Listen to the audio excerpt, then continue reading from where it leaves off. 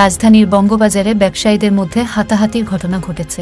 আজ বেলা 11:30টার দিকে বঙ্গবাজার কমপ্লেক্স দোকান মালিক সমিতির অস্থায়ী ক্যাম্পে এ ঘটনা ঘটে। বঙ্গবাজারের আগুনে ক্ষতিগ্রস্ত দোকানের সংখ্যা, কমিটির কার্যক্রম ও এক কমিটিকে বাদ দিয়ে আরেক কমিটির ভারপ্রাপ্তি নিয়ে প্রশ্ন তুললে এ হাতাহাতির ঘটনা ঘটে। এ সময় ঘটনাস্থলে উপস্থিত ছিলেন বাংলাদেশ দোকান মালিক সমিতির সভাপতি হেলাল উদ্দিন। পরিস্থিতি বুঝে তিনি উঠে সরে দাঁড়ান। এরপর ব্যবসায়ীদের মধ্যে ধাওয়া পাল্টা ধাওয়া ও ধাক্কাধাক্কির ঘটনা ঘটে। 2009 সাল থেকে আফজাল দল করে রাখছে, উনি এমপি হিসাবে ছাড় পায়। আমি এটা বলাতে আমার বেদম মাইল কইরা সব ছিনাই নিয়ে গেছে।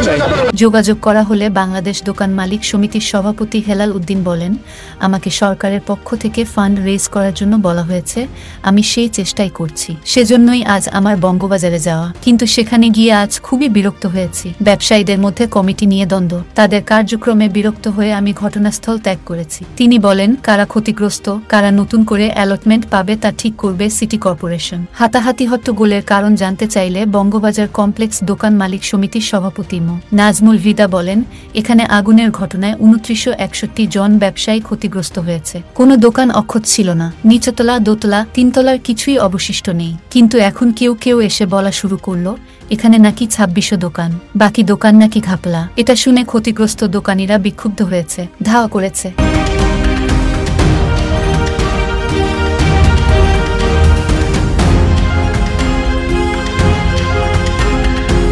তিনি বলেন, আমরা ধরে ধরে খুঁজে বের করে তালিকা করেছি। তালিকায় 2961 জন ক্ষতিগ্রস্ত ব্যবসায়ীর নাম এসেছে। সেই তালিকা আমরা সিটি কর্পোরেশনকে দিয়েছি। কেউ যদি এখন এখানে এসে হট্টগোল লাগানোর চেষ্টা করে, এখানে ষড়যন্ত্র করে, তাহলে তো সমস্যা।